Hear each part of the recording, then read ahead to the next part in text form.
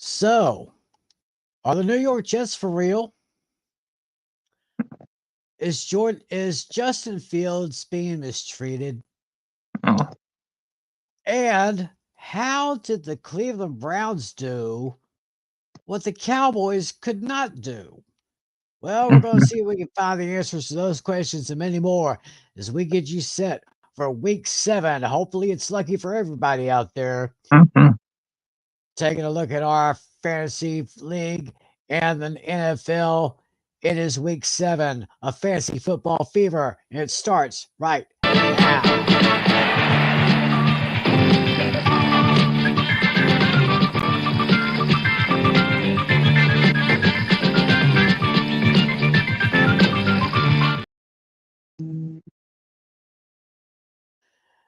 Hey, how's it going, everybody? Welcome to another edition of Fantasy Football Fever. It is Tuesday night, October 17th, 2023. Yes, I got the sweat on. I got the sweats on right now because it's a little bit cooler down here in Northeast Texas where I'm at. So I'm sure the weather's getting a little bit cooler in your area. So, good evening, good morning, good afternoon, however you're watching, whenever you're watching. Thanks for making us a part of your week. Tim McClellan here, along with our lead commissioner, John Natali. How are you, sir? Yeah, doing pretty good. Yeah, hard to believe. Yeah, we're already a third of the way through the season. That's right. That's right. Already 6 weeks down, and there's 12 more weeks to go. Hmm. So, so everything's been good. John Flynn will be joining us just a little bit later on, so he'll be here for everything. So hopefully, we'll get y'all ready for your fantasy leagues, get you ready for the NFL games coming up this week. We have a very interesting Tim's Tough Trivia question, so y'all get ready for that.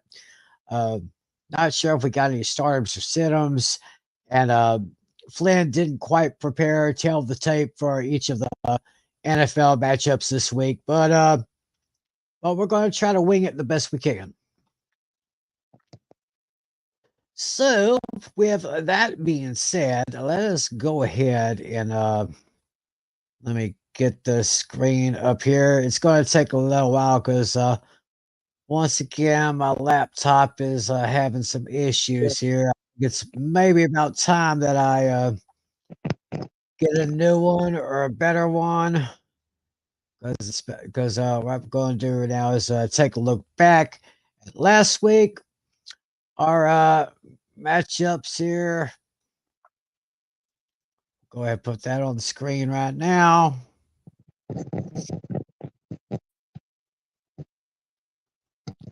Yeah, it should be coming.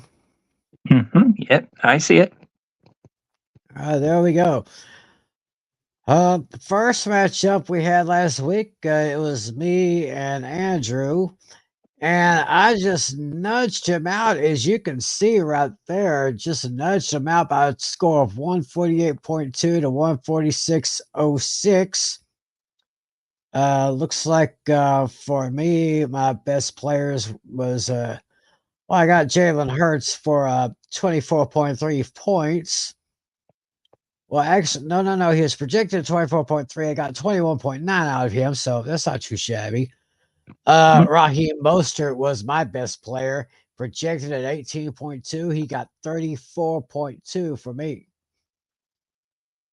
And I did get some good numbers from Isaiah Pacheco. Got me 15.8 points. Cortland Sutton from the Broncos got me 14.6. Got 19 points from Mr. Automatic, Justin Tucker. And that Eagles defense only got me 10 points. They kind of got a little stymied by those New York Jets, which still kind of comes as a shock to me. Looking at my bench, I left at 21.9 I got from Jalen Hurts. Uh, would have only gotten 17.8 if I had started Joe Burrow, but I'm still kind of worried about his calf. See if I don't know if it's 100% or not. AJ Brown, I left on the table with 20.1 points. Uh,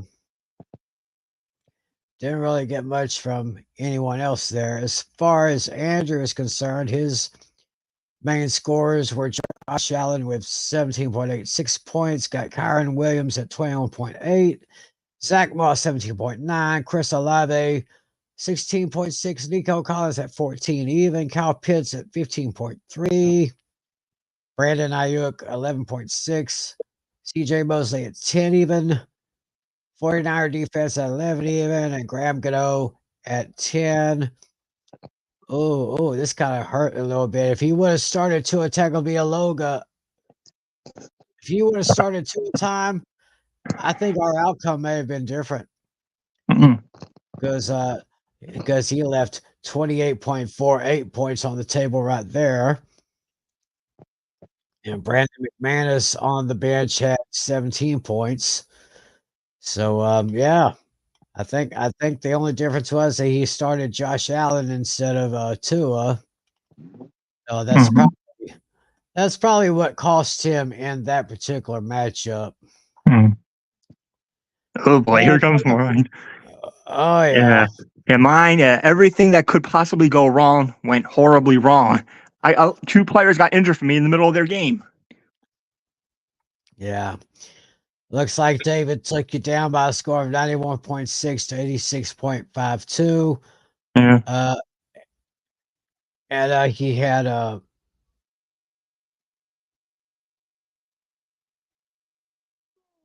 well, he got Amon Ross St. Brown at 30.4. yeah, That doesn't quite look right.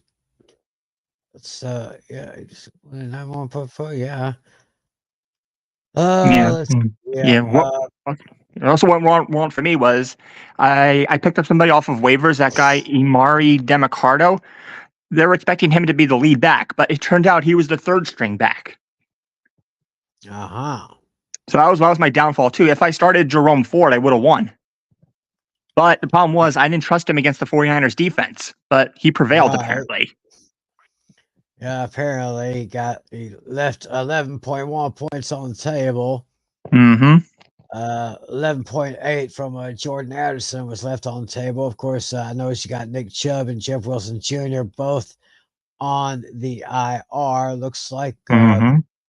Looks like your best starter was Zay Flowers, who, Yeah. congratulations to him, got his first NFL touchdown. Mm-hmm. Maybe 17.1 points there. Yeah, yeah, just like that. I went from the first seed, and I think I now catapulted to I think either sixth or seventh. Ew. Commander's defense did pretty good for him. 12 points there, 18.7 from CD Lamb, 11-1 from Evan Ingram. Uh, Brees Hall left 20.3 points on the table. Alvin Kamara at 17.4 on the table, and Michael Thomas at 10.5. So, yeah, that's kind of a tough one for you there, bud. Yeah, Anyway, we go to our next matchup. and I think luckily I dodged a bullet with This, McCaffrey. well, at least you I was about did. I So, was about to add that in. He avoided a long-term injury. well, this is your blowout of the week right here. Adam Oh yeah. over Casey. 143.04 to 88.1. Oh my goodness. Ooh. Look at all these nice look, almost all of Adam's starters had double digit points right here. Wow. Mahomes at 19.34. Ramondre Stevenson, 18 even. Garrett Wilson, 17 even. Jacoby Myers, 7.1. DJ Moore, I'm really starting to like him. He got Adam 13.1 points. Bengals defense got 13. Harrison Butker got 18. Over on the other side, it looks like Stephon Diggs did a little bit more than his projection at 20 even. Kenneth Walker, the third at 18.9. Olukon for Jacksonville, the linebacker at 15. Let's see here. Let's see the bench numbers. Ooh. Who did he start here? Sorry, Patrick Mahomes. Oh my gosh, Prescott scored more fantasy points than Mahomes, 26.88. Wow. Ouch. And he's got another quarterback, Derek Carr, got 18.32 on the bench. TJ Edwards at 11.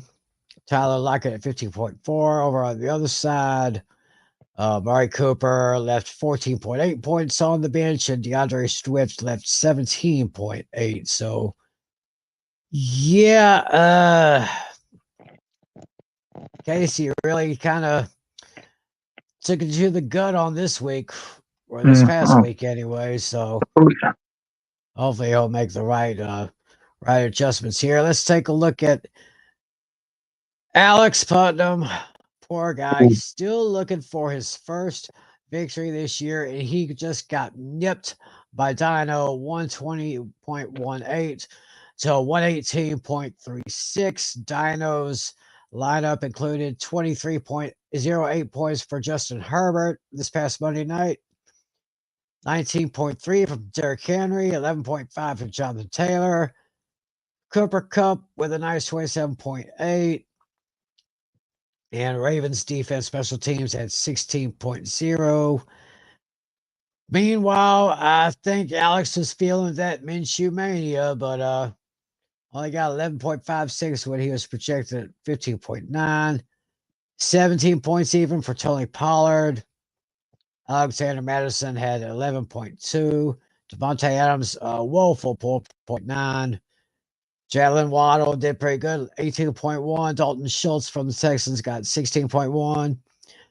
Keenan Allen was a pretty good start in last night's game, getting 21.5 fantasy points. And his Dolphins defense special teams got 10 points. Looking at the benches here, 18.7 from CJ Stroud, 13.7 for Christian Kirk, Marquise Brown at 14.6, Rashad White at 12. Over on the other side, Adam hooked on a Thielen. Oh my gosh. That was Dino. Dino left Thielen on the table. Could have got himself 28.5 points. Yep. Fortunately for him, it didn't matter though. He got the win. Yeah, he got the win there. So Pizzle still looking for his first victory of the year. And the matchup this week, Another blowout. probably the second best blowout of the week. It was Flynn getting the victory over Lucas, 148.3 to 92.74. Good numbers from Travis Etienne Jr. at 23.3, Tyreek Hill 28.3, Travis Kelce 21.4, Michael Pittman Jr. 19.9, Bobby Okerke 12.0. The Lions defense special teams got 11 points.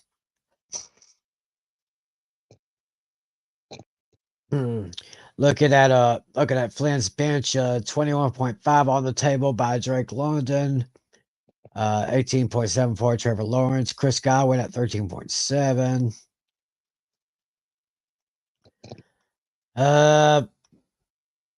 See Lucas's starters.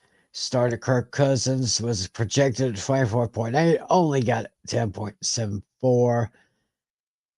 Josh Jacobs 11.3.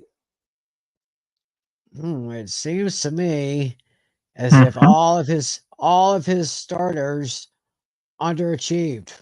Wow, every one of them. Every one of them. Whew. Yeah, all of them did under projections, I guess. Wow. And if he would have started Jared Goff, look at that, 26.42. Now, is he the only one who? Oh, never mind. One other person, Brandon Cooks, also Brandon did better. Cooks, 15.0. Congratulations to Brandon Cooks for getting his first touchdown in a Cowboys uniform. Lamar Jackson at 19.2. Josh Palmer at 10 even. So yeah, pretty bad there. So take a look at our standings right now. We just going on here, just getting screen set up here. So looking at the Beavis division, I'm on top at 5-1. I've got a pretty good streak. After I lost my first matchup, I've won four or Yeah, but five. you won five in a row. Yeah. Adam and Mhm. Adam, Lucas, and Captain Rocket. That's David. Yeah, David. Yeah. Yeah, they're tied at 3-3 apiece. Alex at the bottom at 0-6. Then over on the Butthead division, Flynn's riding high at 5-1. Dino 42. You're at 3-3. Casey and Andrew are tied at 2-4. And right now, I am still the top seed in the league.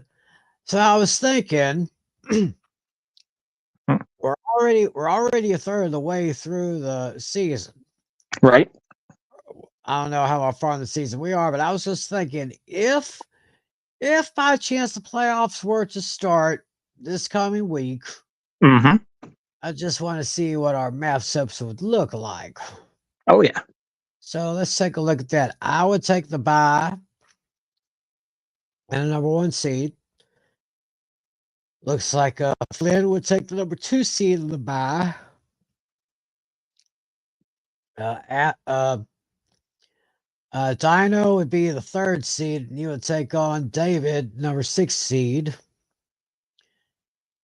Then Adam would be the number four seed, would go up against the number five seed, which is Lucas. Down here, the seventh seed, of course, you're at 7 right now. Hmm. Casey's at 8, Andrew's at 9, and of course, Alex at number 10. So that's pretty much how it goes right there. So looking ahead to week 7 for our matchups. Hmm. Ah, a little sip of Dr. Pepper there. Oh yeah. This is probably going to be the best matchup of the week right here. We got Oh, 5-1. battle of the 5-1s and first places. Yeah, number one seed at stake here. Let's take a look here. What he usually does, see who has the advantages at the different positions. Uh-huh.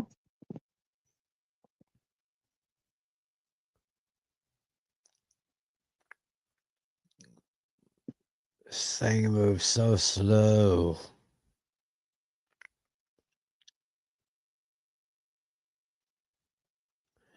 So hope y'all are doing good out there. Hopefully your team's won. Hopefully you're doing well in your fantasy leagues. All right, here we go. Here's our matchup. It's Flynn against myself. I'm projected at 145.7. He's at 139.6. Looks like I've got the advantage at quarterback.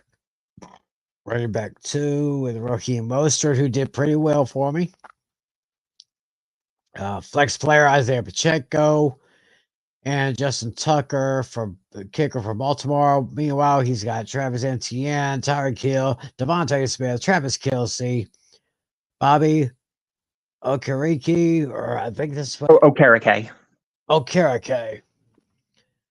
And he's got the Lions defense, special teams. So sounds like he may have the advantage, but I've got the advantage right now, points wise. See if I Yeah. can make some adjustments here. Let's take a look. Our bench players. He's got Chris Cobb, Trevor Lawrence, Jack London, Browns defense. Uh,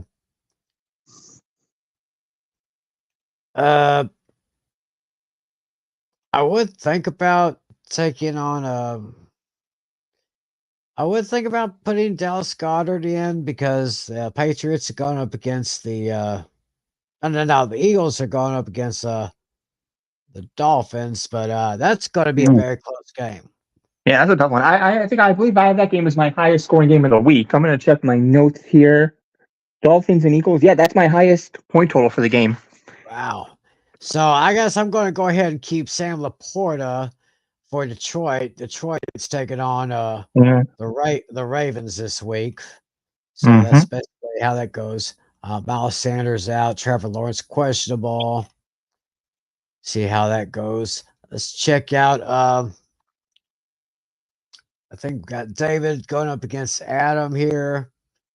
Adam right now has projected 110.4 to 89.6 for David.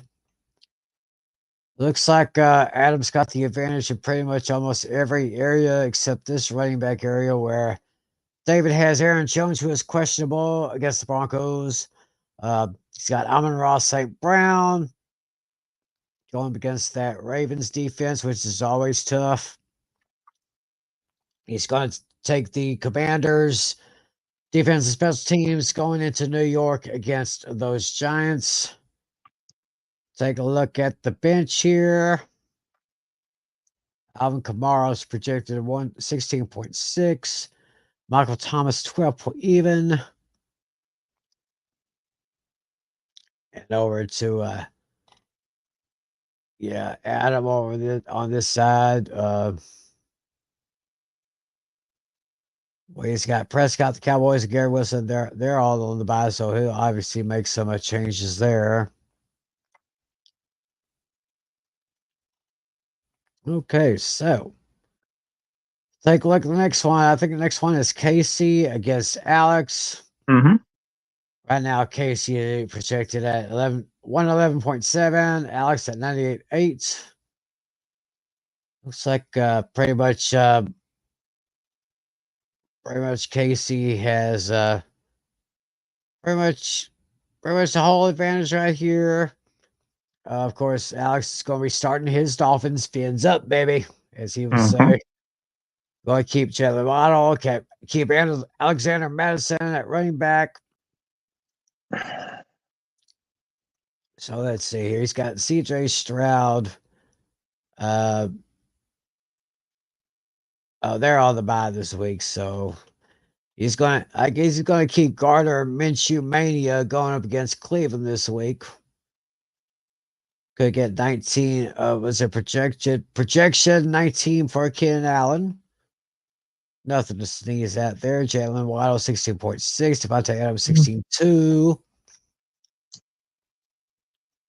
So just kind of hoping that Alex gets his first victory in our league this year. We go now Mm-hmm. to Dino and Dino and Lucas. 130.1,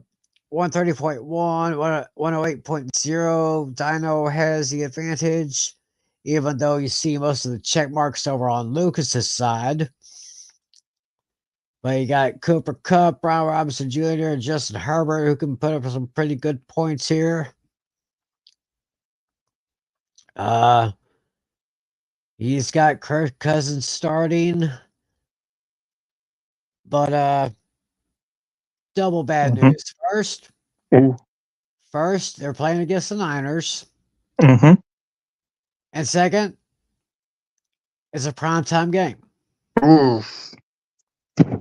Yeah. And we know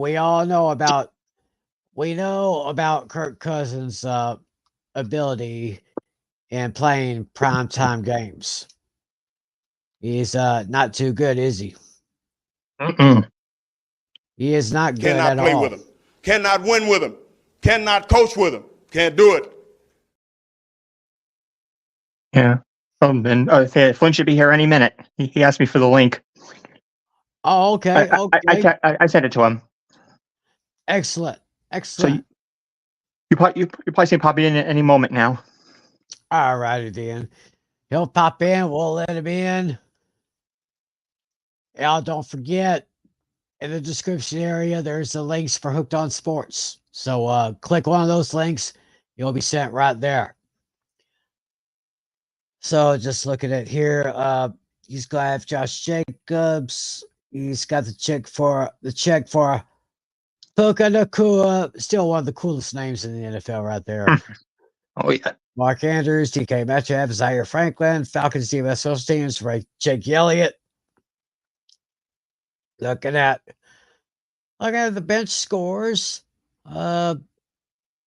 Lamar Jackson would be projected at 20.9, Steelers at 10 even, Jared Goff 16.9, Josh Palmer at 11.9. Over on Dino's side of the bench, we have a Debo at 14.3, 10.6 for Jerry Judy, 8.3 for Diablo. He's got many players up on there who is going into the bye week. And I believe we can go ahead and bring Mr. Flynn in the show. Let us bring in Mr. John Flynn. Hello, everybody. Hey. What's going on, guys? Yeah, not too bad. So you're just going over week 6 stuff. I see. Yeah, we're almost there. We're previewing the schedule for this week. All right. Yeah, look at the schedule this week. We're kind of projecting ahead as to what would happen if the playoffs were to start this week. Oh. I would have the number 1 seed, and Flynn, you would be at number 2, and sadly, our friend Alex would be the last seed at number 10. Yeah, I mean, where does Natalie's stunning loss to David put him? Yeah, down to 7. Yeah, I don't know what happened there. Well, I mean Fields getting injured was pretty much the breaking point. So I keep telling you, don't rely on DeAndre Hopkins. Yeah, he turned into a pumpkin this week. Yeah, it wasn't really that. It was Fields' injury too. Yeah, but I lost McCaffrey also. Oh gee, oh yeah, you lost. You lost. Well, that pretty much explains it, but yeah. Well, another problem was I picked up that guy on the waiver wire, Monty something from the Cardinals. They were expecting him to be the starter, but he was the 3rd string. Amari DiMercado. Yeah, I think we all whiffed on that one. Yeah, they were expecting him to be the starter, but he was the 3rd string. Because I didn't feel comfortable starting Jerome Ford against the Niner defense, so I had to pick up somebody. But Ford did okay apparently. Most of his points came in the 4th quarter. Jeez. Wow. Anyway, now I got to rely on Justin. I got to rely on Jordan Love now. I mean, Jordan. Yeah, I mean, good thing with Jordan Love is he's got the Denver Broncos this week. Yeah, I mean, all things considered, Love has not been that bad. Yeah, but I think the 2 things that benefit Jordan Love: 1, he's facing the Broncos, and 2, the Packers are coming off a bye week. Yeah. All right. Well, we got one more matchup to look at, but before we do, we have a question. Oh. A question from John Jansen. Question. I have Kyron Williams at running back. Just checked. He is not expected to play this week. Aaron Jones is on waivers in my league. Should I pick him up, or any other suggestions for running back? I would say absolutely get Aaron Jones. Who dropped their Aaron Jones in their fantasy leagues? I'm sorry. People all tied up with the Jordan Love slander that they review other Packers as guilty by association. I'm sorry. There are people out there like that just don't know what the hell they're doing. Yeah, you definitely get Jones, and then I guess worst case scenario, if for some reason you don't get him, I mean, there's a possibility McCaffrey might not play. So the 49ers backup running back might be a good option too. Elijah Mitchell, or the guy from the Bears, Roscoe something or other. Yeah, and also another thing too, Kyle Williams is likely to go on IR because he's got a grade 3 PCL sprain, and he's out 4 to 5 weeks. Ooh. Wow. So Oh yeah, definitely go for Aaron Jones. That's the first priority right there.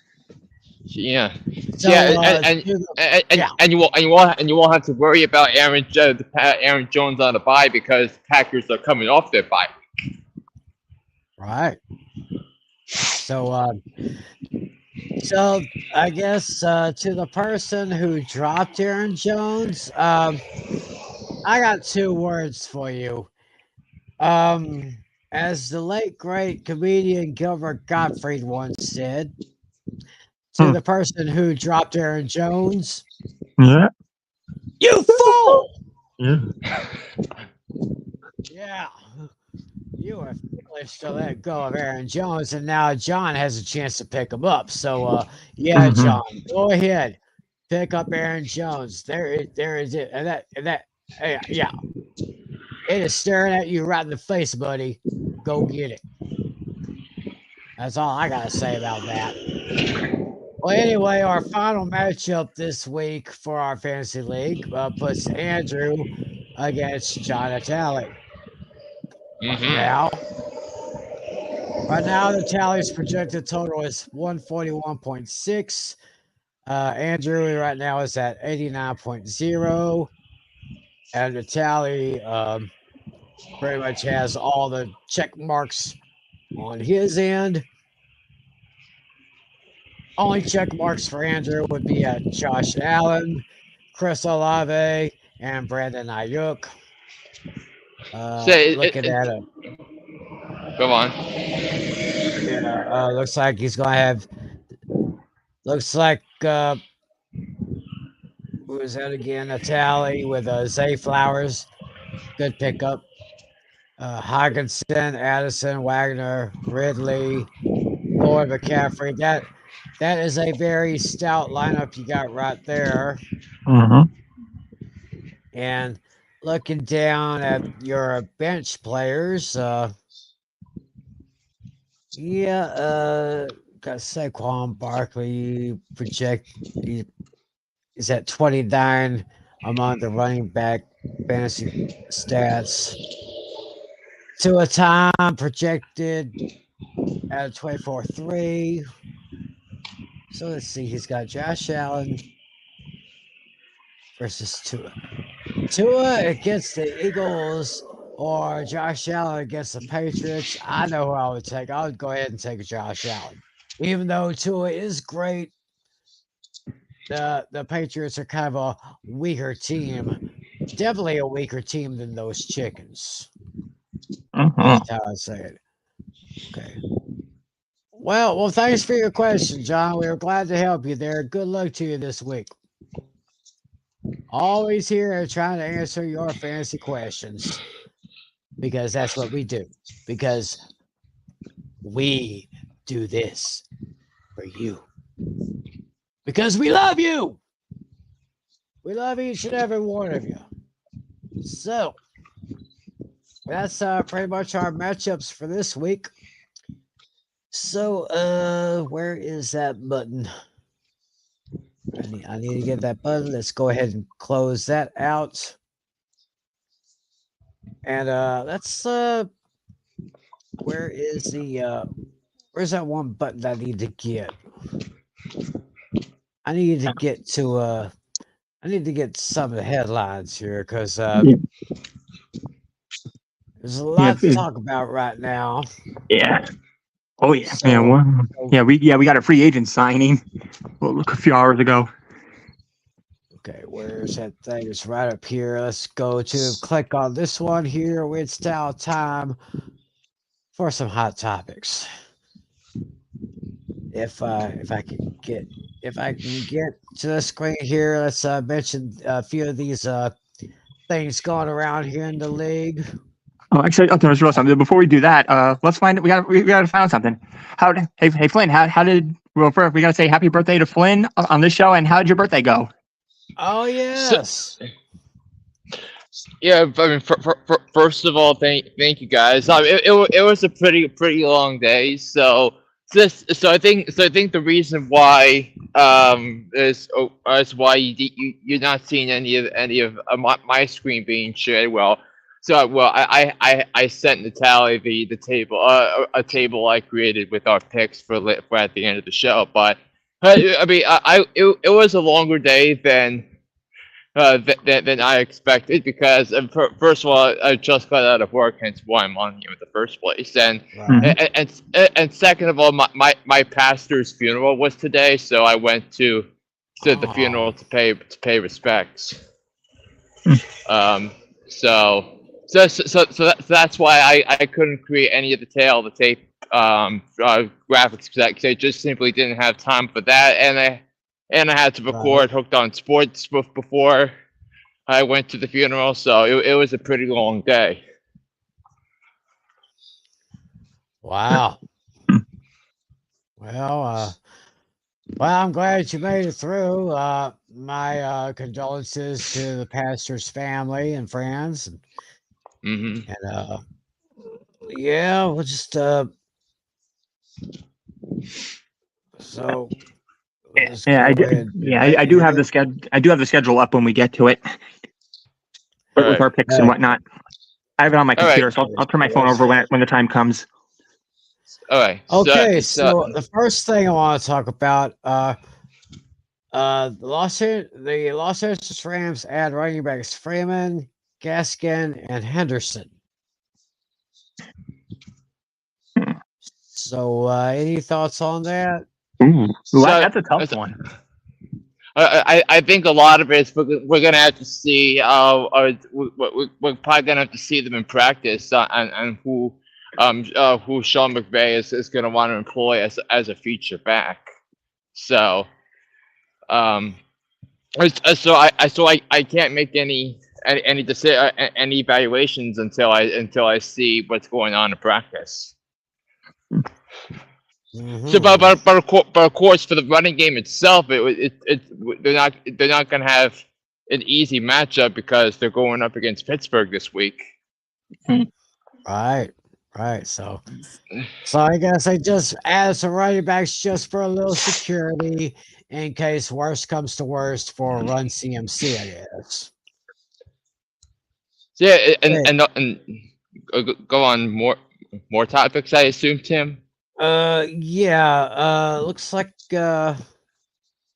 according to Trevor Lawrence, his knee is rapidly improving, but of course, Jacksonville has a tough one coming up. Well, I don't know if it's that tough, but they're traveling to New Orleans on Thursday, so I guess keeping an eye on his knee.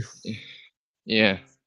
Yeah, and it's obviously tried, and you also had talk about the injury situations with Travis Etienne as well, because I think he left early against Indianapolis. Ooh, I don't see anything. I don't see anything about Yeah, Etienne right now. yeah, yeah. I may have misread, but it seems like there's going to be regardless, they're going to try to employ Travis Etienne as much as they can in that one. Okay. Regardless of Trevor Lawrence's knee. Hmm. Oh, this one just catches my eye right now. Seven-time Pro Bowl wide receiver Julio yep. Jones just signed with those filthy Philadelphia Chickens. chickens. So, does he have anything left? That's only time will tell. He's on the practice squad right now, so we'll see. And I think the reason why the Eagles did that was because I think that they had some depth issues at the wide receiver position. So I think I think the good thing for Julio Jones is that if he's elevated up to the active squad the active roster, that he's going to face another team's third best defensive back. So I think it's gonna give him easier matchups, given that AJ Brown and Devontae Smith will have their share of targets. So then things might free up with Julio Jones, who has seen everything as a wide receiver in his Hall of Fame career. Right. So that's what's the McCaffrey injury. So I guess they're listing him as day to day, maybe. Yeah, and also Christian McCaffrey, also Debo Samuel, also also Trent Williams. They're all questionable. They all got banged up against Cleveland. Perhaps the reason why San Francisco lost to PJ Walker and the Browns on Sunday, but all three of them might not have to miss any more time. So it's going to be going up to the wire with these guys. Yeah, they of course have a matchup Monday night against the Minnesota Vikings. Okay. So they decided to add flag football to the list of events for the 2028 Los Angeles Summer Olympics. And Interesting. looks like they're trying to see if maybe get some NFL players or maybe some semi-pro players. Maybe get guys from XFL, USFL. Maybe, Yeah, and I think this is something the NFL has wanted to do for a while because believe it or not, because it's been more than 15 years since the NFL first played in Europe. That was back in 2007 when they used to do one game in London a year, and now it's gone to multiple international games in Europe. So the NFL is doing a better job of expanding what flag football is to the world, but I'm sure there's going to be obviously the men's side that there's obviously going to be women's flag football because the NFL's been doing a lot of women's flag football and stuff. So I think if the Olympics were not in America, chances are flag football would not be included in the program. But you wonder aloud though about an institution that makes $15 billion a year in revenue and whether and how the Olympics are going to be featured on everyone. So and also I think a thing to note too because the opening ceremonies of those 2028 Olympics are going to be in the middle of July. So the regular and that's right a couple weeks before scheduled training camps open across the NFL. So do NFL players want to play in this, knowing that they could risk themselves to injuries on all the turf fields? So. No, we still have a long while before we get to that, but yeah, that'll be an interesting story to keep on. Yeah, and also part of the announcement that baseball, softball will be coming back after being absent from the Paris Olympic program. Squash is coming back, and lacrosse is coming to the Olympics for the first time since 1908. Wow. When the Olympics were in London, then. So they say, I don't know if this is true, and I'll have to do some more digging in, but lacrosse is one of the oldest sports to be played in North America, going back to before the colonial era. We have another fantasy question from Ricardo Bardo. Just wanted to get y'all's opinion on this trade for DK. I guess that's DK Metcalf and Austin Eckler for trade for Stephon Diggs and in London. He says he have Kyron Williams. He's got Swift and Pacheco for other running backs, and my wide receivers are just kind of unreliable except for Devontae. Let's see. Okay. Yeah, well, I guess if you're the one receiving Eckler, I like the deal because you need a running back. Yeah, Eckler's finally coming off injury. It's going to take a while for him to get into the swing of things, but if he could remain healthy the rest of the way, I think this is a good trade for you. And the Chargers have already used up their bye week. Yep. Exactly. I came off of the bye week last night, and Cowboys going into the bye week. So thank you, Ritardo. Very, very weird name, but thanks for the question anyway. Yeah, and and thanks actually, for watching. yeah, and actually, on my way home from work last night, I was listening to the game on the Cowboys broadcast. Yeah, I was watching. The show on ESPN. Of course, Yeah, I usually like listening to the Westwood One on Monday nights with yeah, with Kevin Harlan. the great Kevin Harlan. I just like Yeah, that guy could read a restaurant menu and it would sound like an epic novel. yeah, and I Yeah, think of course.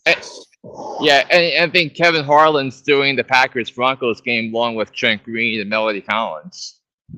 Ah, so that'll be an The interesting Packers thing there. Broncos.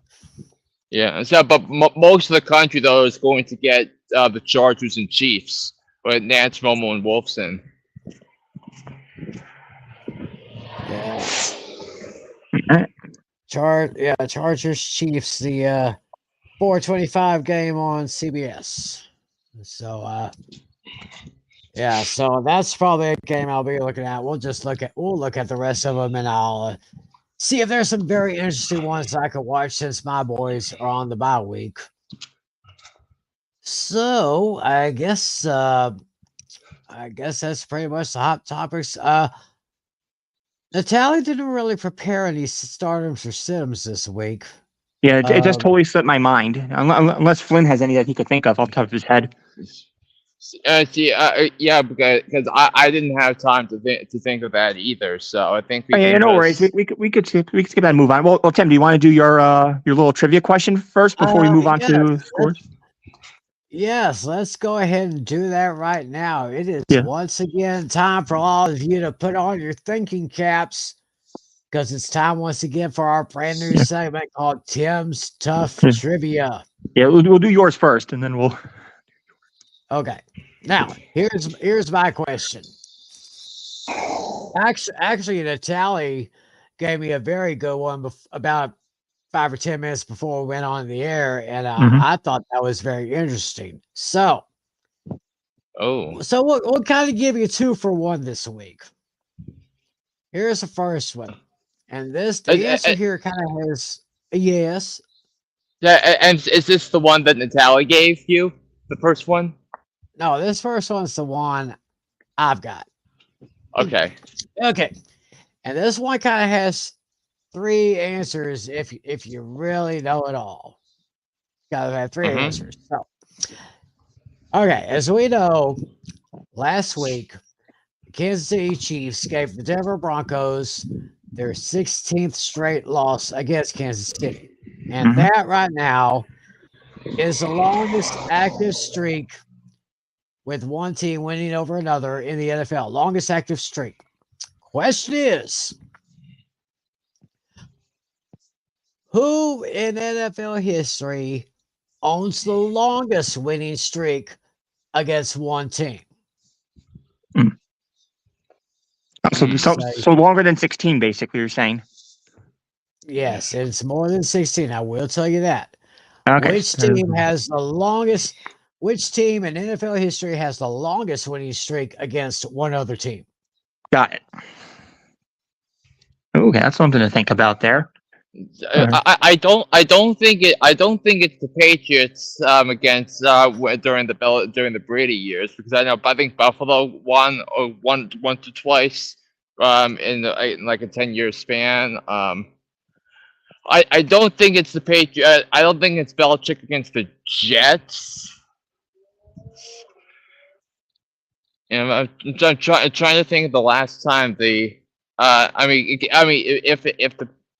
you can't have the Jets and Patriots be with their current streak, it's probably not them. So. But yeah, at the end of the show, Tim will give that answer. Yeah. Yeah, think about that. Once again, which team holds the longest win streak in NFL history over one other team. So that's what you think about. And with that, we will go ahead and get to. In fact, why don't I go? You want to do ahead? mine? You ready for mine? Oh. Yeah, the 2-for-1 here. Yeah. Yeah. This is very great. Natalie, Yeah. go ahead, buddy. So Floor this is is yours. something one of my friends Yeah, informed me about. this is for me. All right. Yeah, one of my friends informed me about this the other night. That you guys know how the Jets beat the Eagles, right? This marked the very first time the Jets ever beat the Eagles. So, based on that, here is my question. So now there's only basically one matchup where a result hasn't happened yet. Like in other words, there's only one team left that has not yet lost to a particular team. So basically,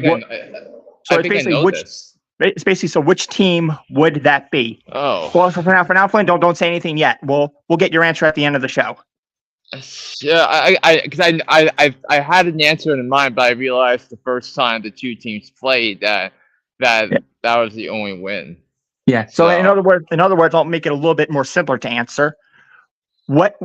There's only one team left in the entire league that have not yet lost to everybody, or there's one team who has not yet beaten everybody in that league. So who would that be? You could pick the only one who hasn't lost yet, or the only one who hasn't won yet. Basically, you could say it that way. Okay.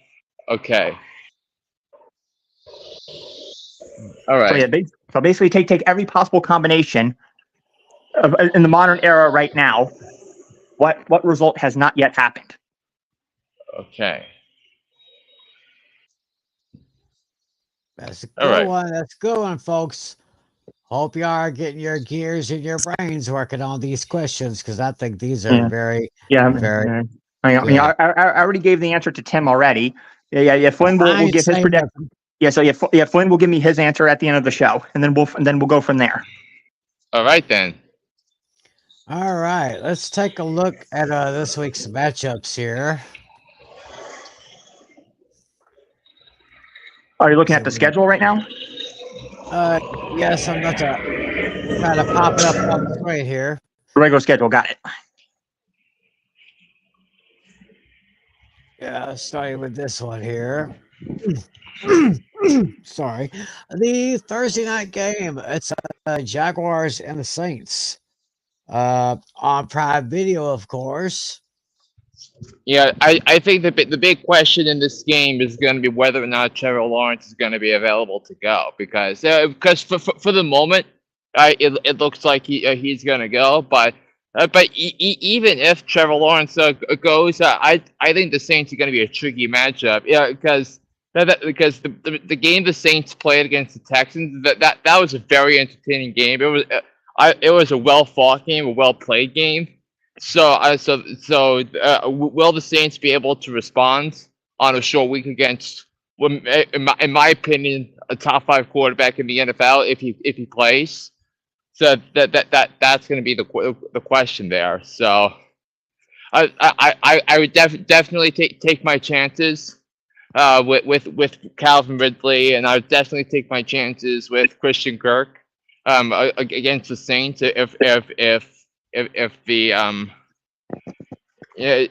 Trevor Lawrence can go. But I think that's very very much up in the air about that. But yeah, but also another thing too, the Jaguars defense has really turned it on over the last 3 weeks or so, because they trounced the Colts last week. I mean, a Colts team that lost Anthony Richardson presumably for the season.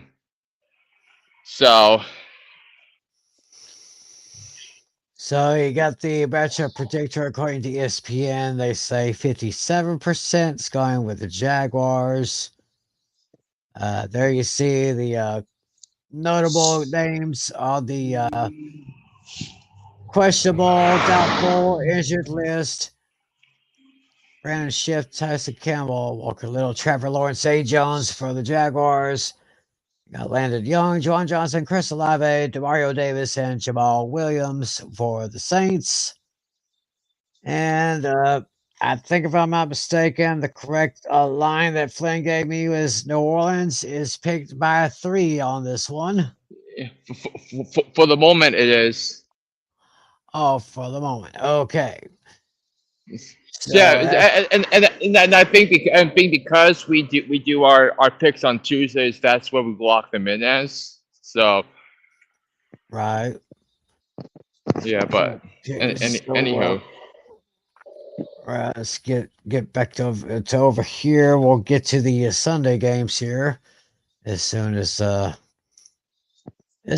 my laptop does its cooperation here.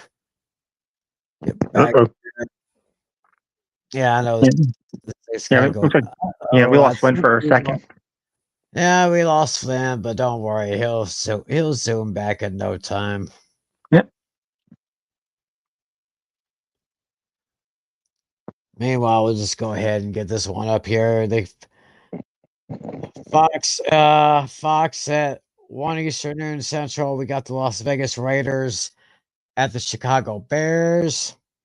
Think That Flynn gave might me. be that might be my garbage game of the week, possibly. Let me look at my notes here. Yeah, that is my lowest combined point total. I actually have that as my garbage game of the week.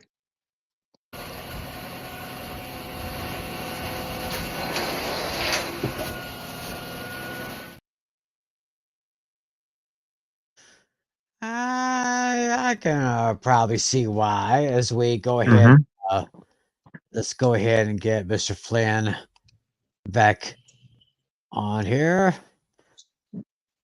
Okay, Flynn, we're just now talking about the Raiders and the Bears. Yeah, Raiders pick by 3.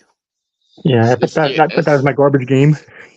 yeah, I was saying about I think there are a bunch of tricky games to pick this week. This is definitely one of them because because of course everyone knows if you've been listening to my podcast and all that that Josh McDaniels is as not that definitely not my number one choice to be a head coach in this league based upon the success over the last couple of years. But the Raiders have had the gift of the schedule come their way after a challenging start. They got past the Packers, they got past the Patriots, and now can they do it on the road against the Chicago Bears? That's going to be a big question because. I don't know if the Raiders are going to make the playoffs if they. I actually know for a fact the Raiders won't be able to make the playoffs if they can't win games on the road. So this a winnable game, I think, for when it comes to the Raiders in terms of their believability. There's the list of names for the questionable, doubtful list for both teams, including Justin Fields for the Bears and quarterback Jimmy Garoppolo for the Raiders. And yeah, if I'm not mistaken, it was Las Vegas by 3 on this particular game. Mm-hmm. And yeah, I think I'll agree with Vitaly. This is pretty much my garbage game of the week.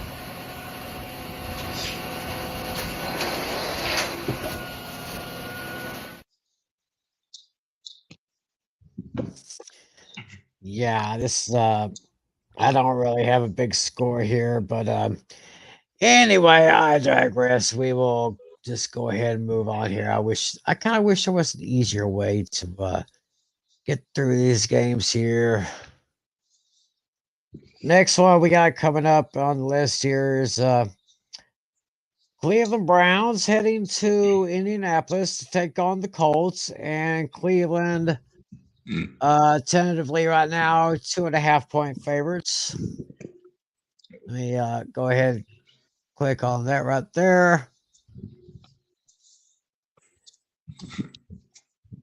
I guess we can try to get some kind of tail of the tape here. I mean, it won't give you any fancy numbers though, but at least we can always wing it here. Oh yeah. So about the Browns and the Colts coming up. There we are. And it looks like a 60% chance for the Browns to win the game here. 3-2, 0-1 on the road. Colts are 3-3, 1-2 at home. Looks like some very interesting names on the questionable, doubtful list. Anthony Walker Jr., Cedric Tillman, Deshaun Watson. I don't know how long Deshaun Watson's going to be out for. That's the problem. Yeah, the big loss, of course, is Anthony Richardson going on the IR for the Colts. Yeah, and I think it's another sad tale for mobile quarterbacks seeing their careers shortened.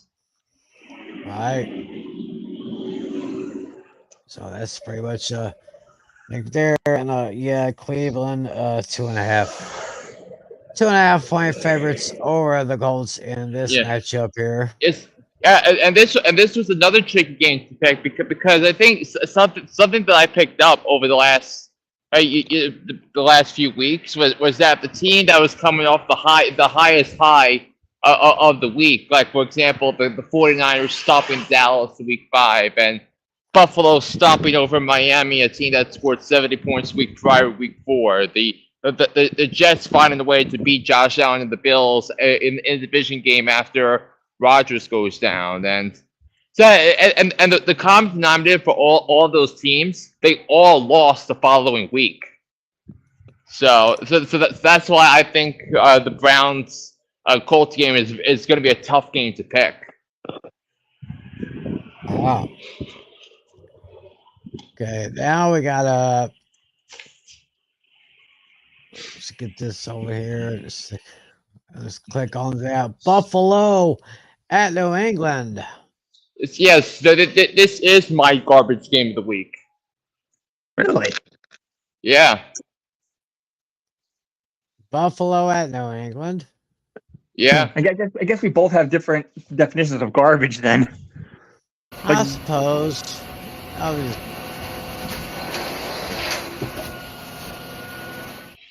Like when I think of garbage game, I approach it as the lowest combined point total. Yeah, and based on Natalie's definition, that in this game fits that definition. Yeah, look at that. Look at projector. 82.3% says that Buffalo will take care of New England. And speaking of Buffalo, that they got to be a lot more consistent offensively than they've been the last 2 weeks because if there was a team if the Bills were playing like because amongst the other 30 teams, about 25 or 26 or 27 of them would have beaten the Bills on Sunday night, not the Giants. And oddly enough, despite this being Flynn's garbage game of the week, this is the one where he has actually the second lowest combined point total. Yes, yeah, I did realize that when during that hit, but but it's very close. It's only by 1, so I could see it. It's only a 1 point differential. Yeah, you have Cleveland as with a difference of 6. Yeah. But I think but also the Patriots. I mean, when is Belichick going to get his 300th victory? That is a very interesting question. Yeah, and also one thing I did tell you guys preseason was that the Patriots were going to start the season 1-5, and guess what? They're 1-5. Yeah. Wow. Wait, did you get the team right that they're going to beat? No, I originally had them beating the Raiders preseason, but of course, when we made the picks last week, I took the Raiders because the thing is that's how low of a bar we set on Mac Jones. Right. Now, to be fair with Mac Jones, he's on his 3rd different coordinator in his 3rd season, so. to a degree, Belichick has failed him a little bit.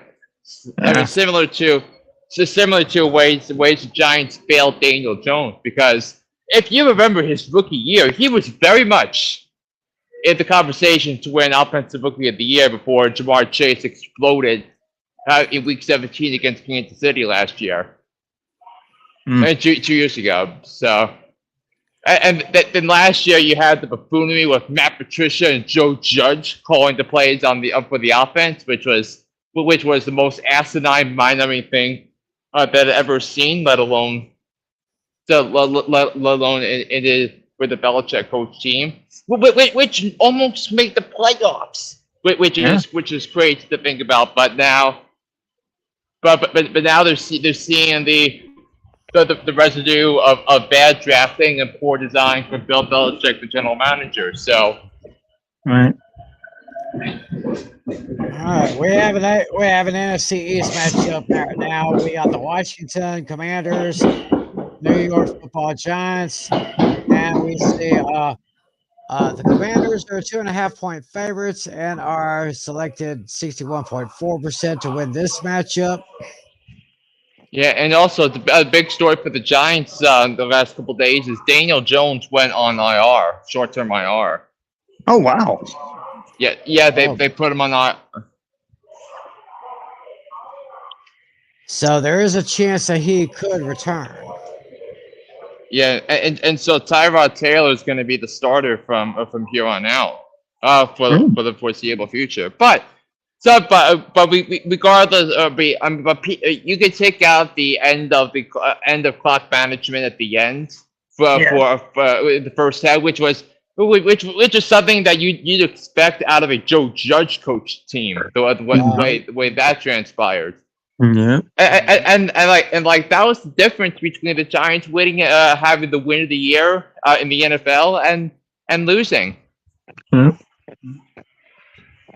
So, and Tyrod Taylor's PFF grade was in the upper 70s, which is pretty good.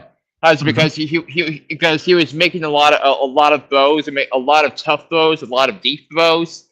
And he was able to get the ball to Wan'Dale Robinson. He was able to get the ball to Jalen Hyatt. Finally, at first time in a while, we see Jalen Hyatt be a factor. But yeah. But the thing for the Giants is that the margin of error is so thin here. And meanwhile, the Bills had to use their entire margin of error to win that game, because with the interceptions, Fabio Carrique looking like Fred Warner out there running all over the field. But Fabio Carrique though was awesome on Sunday night. Which is more proof that Joe Shane is the right guy at the right time, but to be the Giants GM, and even why I still have the believability in Brian Daboll, because look, the Giants could have rolled over and played dead, seeing Buffalo in prime time on the schedule, but for exclude the last 14 seconds of the first half, and I thought the Giants outplayed the Bills for 60 minutes. Before we get to this one that I'll put on the screen, we do yet have another viewer with another question. We got Bronson Hayo. It says, trade Stafford for either Purdy, Trevor Lawrence, or Geno Smith for Burrow. It's a two-quarterback league. Yes, so he's basically So he's basically trying to get Burrow. So I think the best scenario to me is actually Stafford and Geno for Burrow. If you want to get Burrow. Oh yeah, I agree with that. Yeah. Because Brock Purdy has been the beneficiary of McCaffrey and Debo and Ayuk and Kittle. So Purdy's going to finish the season as a top 10 fantasy quarterback. let's make sure we're clear on that. Yeah. Only thing is, Burrow won't be available for you right away because the Bengals are on a bye. Yeah. Mm-hmm. That's the only downside, but Right. the Stafford and Geno trade would be a good fit for Burrow. Yeah. Well, there you go, Bronson. Thanks for watching. Thanks for your question. And our buddy Dashy's here.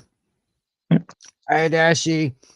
Bengals on the bye. Next to play the 49ers. Bengals defense has 2 key red zone stops late in the game to beat the Seahawks 17-13 in Cincinnati. Well done for the Bengals. Good luck in the bye week. Hopefully y'all can work out a few things to improve there. So thanks, Dashy, buddy. Now let's get to this matchup. We got the Atlanta Falcons at the Tampa Bay Buccaneers. Tampa Bay is picked by 2.5.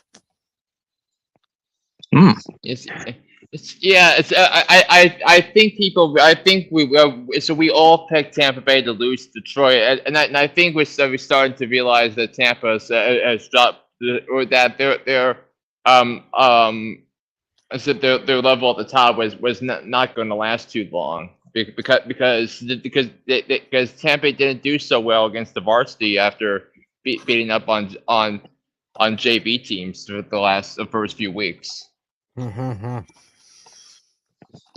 Yeah, looking at that, only giving Tampa Bay 52.6% to take this one. Yeah. So take a look at some notables here. Baker Mayfield, Anthony Nelson on the questionable list for Tampa Bay. No serious injuries or any questionables for the Falcons on that one. So I probably would have considered that a trash game of the week. Anyway, I digress. Moving on. But you can't consider it a garbage game that, because both teams are still have both those teams have 3 wins. I guess I could agree with that. We have one of the most interesting, probably one of the interesting matchups for this week. We have Detroit Lions at the Baltimore Ravens. And Ravens are picked by 3. This is going to be a very interesting matchup. Yeah, that was the hardest one for me to pick. Yeah, I was kind of fighting this back and forth on this one, but I gotta go with the slightly hotter hand. Yeah. That was my factor. Go with a slightly hotter hand. Stay with that one. Yeah, and Zay Flowers, because we were talking about Zay Flowers earlier. Right now, he's the highest projected wide receiver at 14.1 points in our league. And thing is, 14.1 is higher than Mark Andrews, who's at 12.5. Yeah, and Zay Flowers, and I'm coming out on my ESPN app right now, because Zay Flowers is ranked 21st among wide receivers through 6 weeks, and Mark Andrews is ranked number 4, and Lamar Jackson is number 11. Yeah, looking at the questionable list here, David Montgomery for the Lions, along with Brian Branch, Jonas Jackson, James Mitchell, and C.J. Gardner-Johnson. On the Ravens side, you got Kevin Seymour, Brett Irvin, Marcus Williams, Tyrus Bowser, and Odafe Oweh. Yeah, because I think the Ravens picked him in the draft a couple of years ago. Yeah. So this is definitely a very interesting matchup right here. Yeah, and Jared probably wouldn't bet that much. Yeah, and Jared Goff now in our league has scored 25 or more points in 3 of the last 5 weeks, including his season high with 353 passing yards against Tampa on Sunday. All right. Next we have another interesting there's that button. There it is. Let's take a look at what we got here. We're going to the late games on Sunday, starting with the Pittsburgh Steelers at the Los Angeles Rams, and the Rams are picked by 3 in this one. Yeah, I thought this game was the single toughest game of the week for me to pick. And I'll tell you my pick later on, but that was the toughest game to pick. That's because you got the Steelers coming off a bye and Mike Tomlin's 11-4 coming off a bye. But on the other hand, how much can you really trust Matt Canada to maximize this offense? Yeah, my fellow horseman on the 4 horsemen pick'ems, Lucas, who of course is in our fantasy league, he keeps saying that Canada should be fired. Yeah, duh. And I mean, if they're they were chanting "Fire Canada" at Pittsburgh Penguins games over the weekend. Yeah, I mean, I think about that. At Penguins games. Yeah. Uh-oh, what just happened? I think we left it. We think, uh-oh. Yeah, so the Tally is gonna be right back. Oh, okay. I was just trying to get our screen, trying to get the screen back up. Oh.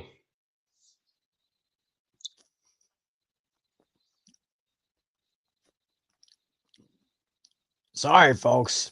It's just technology doesn't want to communicate with us or cooperate. It may communicate, but it may not cooperate. But I digress. Okay, let's get the screen back up and we'll show y'all where we're at right now. We're at the Steelers and the Rams. Bring that screen up. There's the Tally back with us. Get this back and going.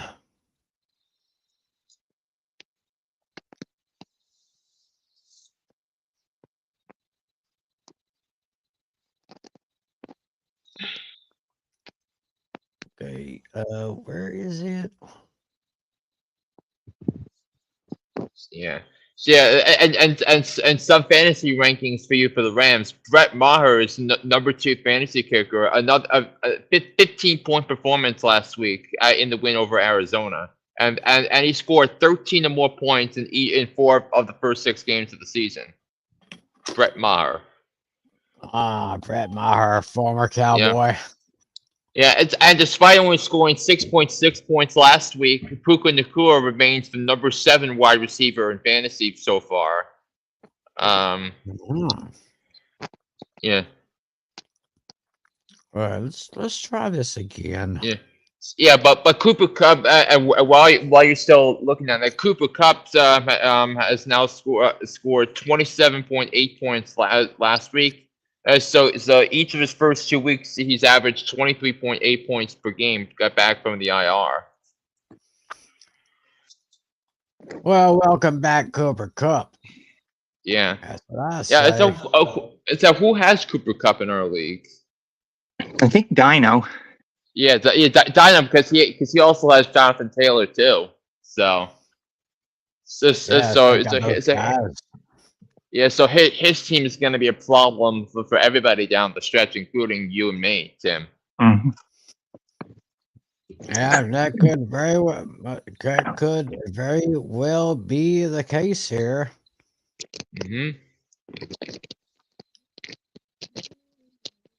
So, as I try, operative word try to get this thing back up here. Yeah, having trouble getting in. I'm having trouble trying to get this screen to cooperate here. So here we go. Yeah, we're talking about the Steelers and Rams. Mm-hmm. Looks like we got a 58.3% chance for the Rams to take this one. but I'm slightly thinking differently. That's just a little clue. I'm not going to say any more about that. So we're going to go now to go on to the next game here, if we can get down to it. It's the Arizona Cardinals against Seattle Seahawks. It is up in Seattle, and the Seahawks are 7.5 point favorites. Yeah, I think it sounds right for a team because especially for the Cardinals I mean the Seahawks, excuse me, coming off a loss against Cincinnati, a well fought,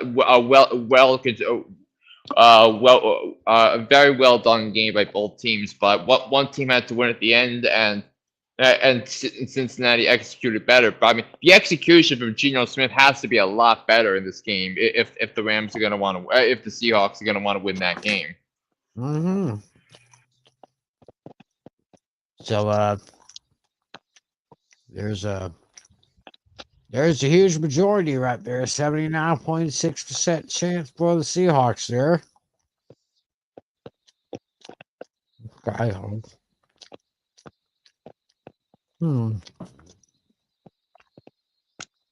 Not really big name players on the questionable, doubtful list here. Let's talk about Buda Baker is still on IR. So that's a pretty big one, don't you think? Well, at the quarter position, yeah, very important. I noticed. Kobe Bryant, and that's COBY. So, there I see right there, huh? Mm-hmm. Then we got next game is Green Bay at Denver. Going at Mile High. Green Bay is 1.5. Wait a minute. Mhm. I went 2 Yeah, pages back. I meant to go 1 page back. yeah, but Green Bay, yes, they are favored by 1.5 points. Hmm. Get that up here.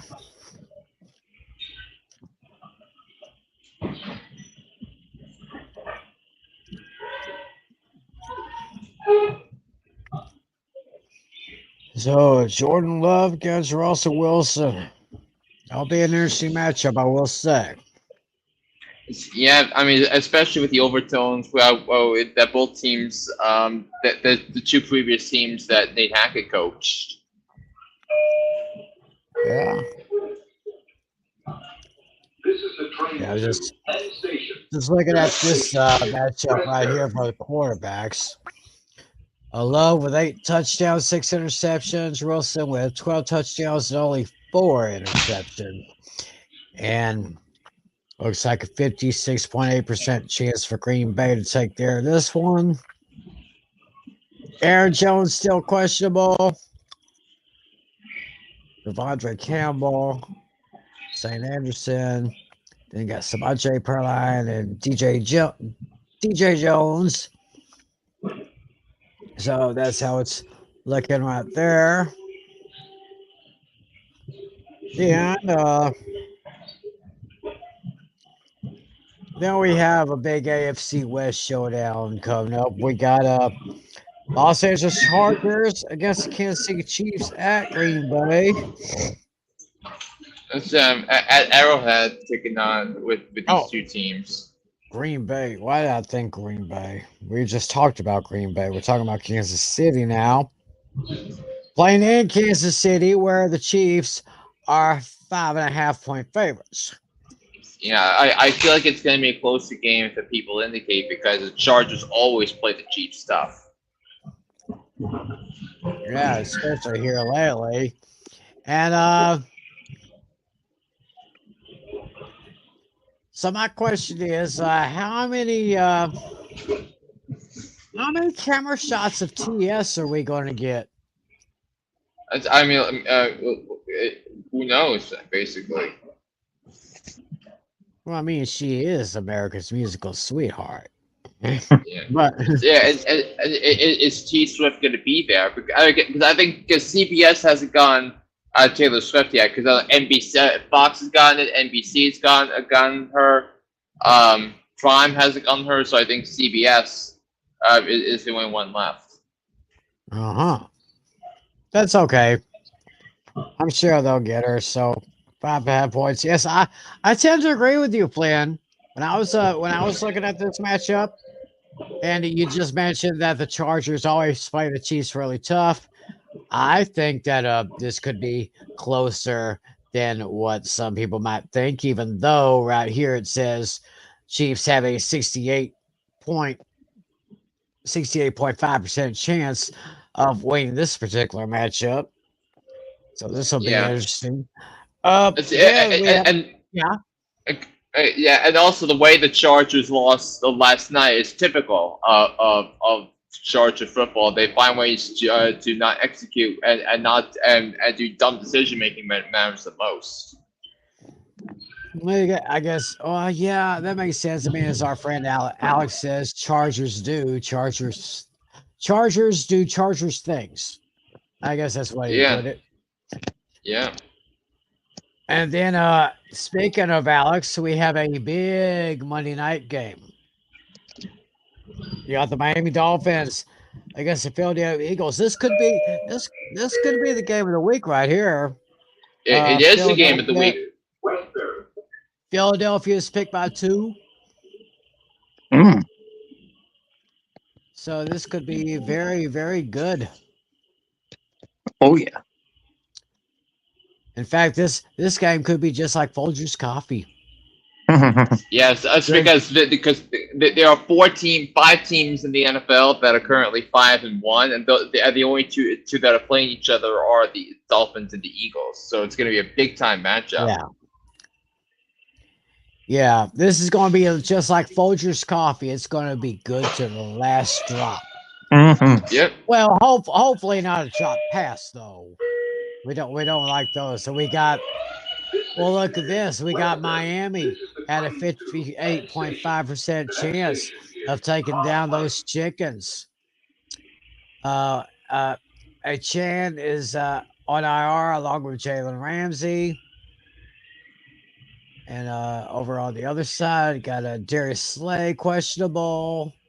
So yeah, this is pretty much our game of the week right here. Dolphins and Eagles, Sunday night football. Big games go to prime time. That's what I always say. Mm-hmm. And then last but not least, the Monday night matchup, San Francisco 49ers at the Minnesota Vikings. And what was, did I read this right? San Francisco 6.5. Yep.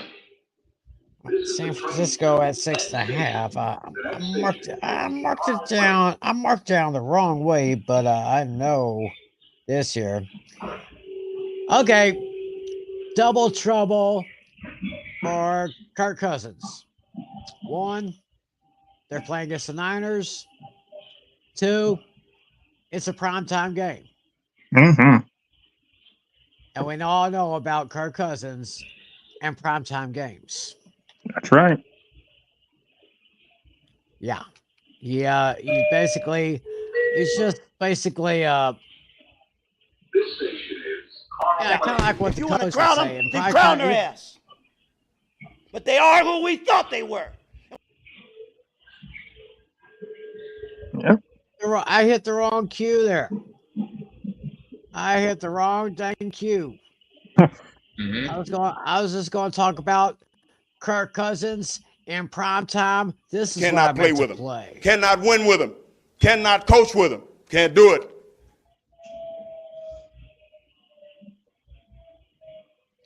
He's just like one of the original Saturday Night Live cast members. I'm not ready for prime time player. So, All right. with that being said, we have our we got our picks, right? I got mine. Yeah. All right, so I'll turn my screen around then and try to reveal us the best I could. All right. All right, then. I guess I'll do the speaking for the group here in this case. All right. I guess that'll work. So you can put the tally in solo mode because so this way everyone can see. We're not All gonna right. see me. I don't know if you're gonna see me though. Let's see. I turned my phone to the. Because I think they're gonna want to see. True, see it true. close up. Oh yeah, So- true. I thought you were talking about my face. Never mind. All No. right. Well, yeah. All right. We're looking at the first game here. Says New Orleans is favored by 3. I have New Orleans winning outright, while Flynn and Tim are both taking Jacksonville. Yeah. I'm waiting for that voiceover to stop there. Okay, there we go. Now we're looking at Detroit and Baltimore. Baltimore favored by 3. I have them winning and covering, while Tim and Flynn are taking Detroit to win outright. Let's see. Las Vegas and Chicago. Las Vegas favored by 3. All of us have them winning and covering. So yeah, I took the points with the Bears because I have the Raiders winning by 2. Bears. Oh, whoops. My bad. I misread that. For Cleveland and Indy. It looks like, yeah, Flynn. I think you misread my score for Cleveland. I have Cleveland as 24, not 21. All right, I'll check that. And yeah, 24-19. Oh, you got it. Okay. Yeah, so just make a mental note of that. Yeah, so all of us have Cleveland winning and covering on that one. Mm-hmm. As far as Buffalo and New England go, Buffalo favored to win by 8.5. All of them, we all have Buffalo winning and covering, and I take it this is the lock of the week for all of us, right? So yeah, my definition of lock of the week is largest margin of victory for one team. So yeah, that is the lock of the week. Yeah, I think that's lock week for all of us. So we will. Well, actually, my lock comes a little bit later, but for Flynn and for Natalie, I'll give them a lock with. All right. Here's an interesting one here. The Commanders and the Giants. The Commanders are picked to win by 2. All of us actually have the Giants winning this game. I was actually really tempted to pick Washington because I think because of how much I like Sam Howell in the draft process and how I think Sam Howell was able to show something to the new ownership with the way he went down and beat the Falcons, but it just seems like the Giants always have the Commanders' number. So yes, indeed. So I think that the Giants coming off a loss, Washington coming off a win. That's where I picked the Giants. And as you can see here on the screen here, Flynn and I have almost the same exact score. I have 23-20, and he has 23-21. Wow. And moving on to the Atlanta and Tampa Bay game. Tampa Bay picked by 2.5. Tim and I have them. I have them winning and covering. Tim has them winning, but Atlanta covering, and Flynn's picking Atlanta outright. Yeah, I think the Falcons have the better coach, so I think there's a big coaching advantage between Arthur Smith and Todd Bowles now. And also remember, this was the same matchup last year where the string of horrendous roughing the passer calls happened. Because remember last year, Grady Jarrett cleans the Grady Jarrett call. It was the last time the Falcons were there, so I think. So it feels like the Falcons are better than they were last year, and Tampa, I feel, is worse without Brady. So, that's why I'm picking the Falcons. Interesting. And on this one, we have Steelers versus the Rams. Rams are picked by 3. Flynn has the Rams winning and covering, while Tim and I are pivoting to the Steelers. But this was a tough one. We have Kyron Williams going to be out. They're going to lose their key running back. That's why I have the Steelers. Yeah. That was such a tricky game to pick. Why it was the toughest game of the week to pick because of my trust level in Matt Canada. Mm-hmm. Right. All right. Now on to the Cardinals and the Seahawks. Seahawks are picked by 7.5. Flynn and Tim both have the Seahawks winning outright. I have the Seahawks winning, but I have Arizona covering. You know, winning and covering. Yeah, I have them just. Actually, I should let you guys know the Seattle Seahawks are my lock. Interesting. Yeah, they are. Okay. All right. Next one, we have the Packers and the Broncos. This is pretty much a pick 'em here. Green Bay is picked by 1.5. Yeah. Flynn and I have the Green Bay winning and covering. Tim is switching right over to the Broncos to beat them at home. I can't believe I'm picking Jordan Love again. I mean, I better hope he does good for me. I have no choice but to start him this week. All right. Now we have the Chargers and the Chiefs. The Chiefs are picked by 5.5. Tim and I have Kansas. Oh, sorry. I have just Kansas City purely winning, but you guys have the Chargers covering the spread. See, a division game. I just couldn't lay the points because granted, I think I still am under the belief that Kansas City is the best team in the AFC when you're given Reed and when you're given Mahomes. But for some of these young guys, it's still going to take a little while to catch up to the level of play that they're happening. But but the talent level when it comes to the Chargers is undeniable. It's just a matter of putting together a team plan for 60 minutes, and the Chargers have had a hard time doing it with under Brandon Staley. Yep. And then for Sunday Night Football, Eagles are picked by 2. However, here's a crazy shocker. All of us are actually picking the Dolphins. Yeah, I definitely did not see this coming. And not only that, Tim and I have the same exact score. Something feels off with Philadelphia. Something feels off with those chickens. I've been saying it all off season. Something feels off. And they got exposed against the Jets, and the Dolphins defense is just as good, even though I think he's on that tier just below the Jets for best defense in the league. If we can all agree that Cleveland's number 1, I think there's a legitimate case to be made for the Jets to be number 2, and then San Francisco number 3. Oh yeah.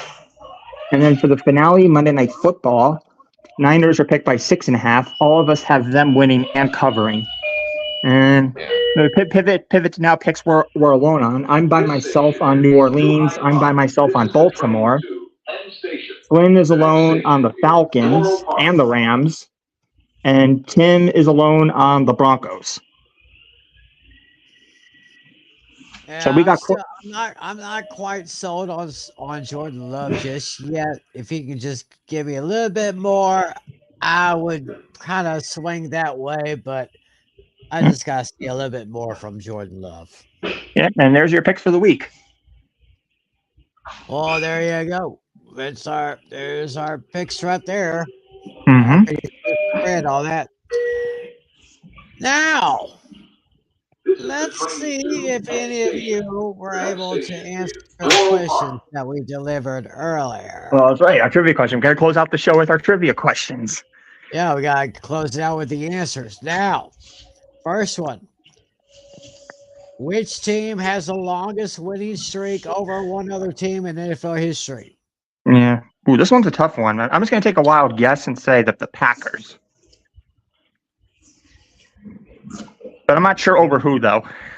Okay, the Packers, that would be incorrect. All righty. Lane, you got to guess?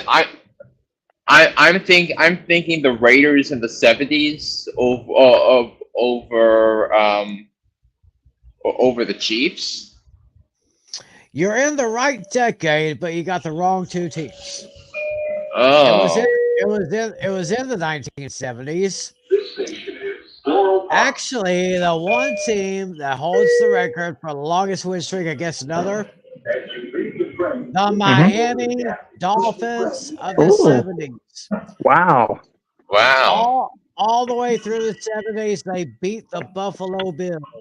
Every game in the 70s, the Dolphins beat the Bills. So there's your answer. It's the Dolphins over the Bills. That was a string of 20 straight wins for the Dolphins over the Bills. Wow. So how many of y'all there got that? I don't know.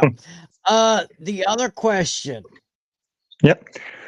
Yeah. So recently the Jets beat the Eagles for the very first time. So now there's only one combination left that hasn't happened. And in other words, there's one team that hasn't lost to every single team yet, or vice versa, one team that has not yet beaten every single team. Yeah, Flynn, you said you had an idea. Would you like to take a guess? Yeah, so I was in the right ballpark. Because I figured it out based on the eras that the two teams played in and how the talent advantages favor that one team the whole time. So my first instinct was that the Giants have never lost to the Texans, but then I realized in 2002 the Giants were very inconsistent throughout the first 3 months of the season before they ran the table to make the playoffs, and that included a loss to the Texans. But I do think that a team that's consistently been at a much higher level than the Texans than the team every single time was still thinking interconference. I think it's the Eagles over the Texans. The Eagles have always been the Texans. All right. So your final answer is the Eagles have not lost to the Texans. Is that what your final answer? Correct. You're half correct. You got the Texans part correct. What? You're correct on the Texans. There is one team the Texans have not yet defeated, but you were very close. They beat the Eagles at one point. Yeah, apparently so. You were super close. You had the Texans correct, but the team they have not yet beaten, they're 0-5 against them, the Minnesota Vikings. Really? Wow. You were very close, Flynn. Very close. So the Vikings are the only team left in the league that have not yet lost to everyone. Yes. So not bad guesses on my part with the two questions. Not bad. Not bad. Wow. Very interesting way to wrap up this week's 7th edition of Fantasy Football Fever. Great show. Great stuff. Y'all don't forget, John Flynn with Hooked on Sports. Got the links in the description area, so click on there. So go listen. In fact, if y'all got time, wherever or however, whenever you're watching this, just finish up our show and then go listen to Hooked on Sports. That's what we should do. Don't forget Alex Putnam, Pizzle 90. That's his channel. Four Horsemen Pick'ems Wednesday nights, 10 Eastern, 9 Central. Of course, I'll be there, and of course, we'll all be here on this show, same time, same place. Any parting words, gentlemen? Yeah. Oh yeah. This we're already at the third of the way through the season. It's gone by really fast. Yeah. A lot of exciting things along the way. Yeah, and this is the end, and this is the last week of the first half of our fantasy football regular season. So definitely next week we'll need to do an update on the standings. Yes. Oh my gosh. I how foolish of me. I forgot to mention the 6 teams that are on the bye this week. Oh yeah, I was about to say it, but yeah, go ahead. The 6 teams that are on the bye this week: Cincinnati Bengals, Dallas Cowboys, right? Tennessee Titans, New York Jets, Carolina Panthers, and the Houston Texans. Yep. Yes. So that means you won't be able to play Adam Thielen, who's been amazing the last 2 weeks. I think each of his last 2 games he's had 100 yards receiving and a touchdown. Oh yes, Adam hooked on a Thielen. Ooga shaka, ooga shaka. Yeah, and remember we were talking about Adam Thielen during the offseason as one of the big fantasy winners of free agency. It's because he now is going to be a number one receiver, which he wasn't the last 3 years because he was overshadowed by Justin Jefferson in Minnesota, and now he showed what he was like as the number one receiver in 2019. Right. So it's Bengals, Cowboys, Titans, Jets, Panthers, Texans, and you all have those kind of players on your team. Either bench them or drop them because they ain't going to do you no good this week. Maybe next week. Yes. Yeah, and you also throw in throw in C.J. Stroud, who's been excellent again for the Houston Texans. Right. So you also got to think of with Dallas. You're thinking about the Cowboys' defense / special teams, which has been a big fantasy weapon this year. You got to think about CeeDee Lamb. I'm very happy that they finally got CeeDee Lamb back incorporated into the offense. Let's see. I will say one thing about last night.